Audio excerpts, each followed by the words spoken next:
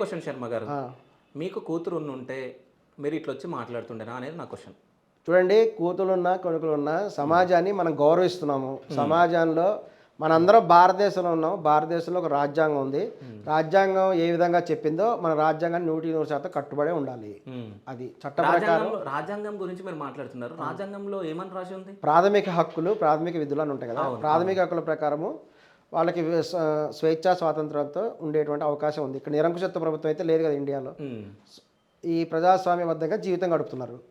So రాజ్యాంగబద్ధంగా నేను ఒక మాట మాట్లాడతా. ఇప్పుడు 10 మంది ఆడోళ్ళు ఉంటారు ఒక దగ్గర.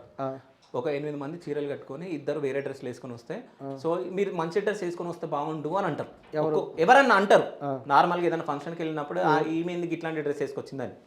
అది మానవ సహజం. మరి సో నేను చెప్తా, మీరే ఒప్పుకున్నారు. ఇప్పుడు మీరు మానవ సహజం మాట్లాడతారు, అవునా? వాళ్ళు సైలెంట్ గా సరే నెక్స్ట్ టైం ఏమైనా చేంజ్ చేస్తుంటే ఏదో అని చెప్పింది కూడా అదే. ఒక్క నిమిషం ఆగండి. సిగ్గు లేకుండా మీరు నేను చెప్పింది అదే అనొద్దు, ఓకేనా? నన్ను మీరు తిడితే నేను ఏమైనా తప్పు మాట్లాడితే నన్ను తిట్టండి, మీరు పెద్దలు, ఓకేనా? సో మీరు పిల్లలు లేచిపోతారు, డ్రాయరు కట్ డ్రాయర్ గివ్వే అని మాట్లాడేది అంటే మీరు సమాజానికి ఏం నేర్పిస్తున్నారు? మీరు వీడియోల ముందు కూర్చొని, టీవీల ముందు కూర్చొని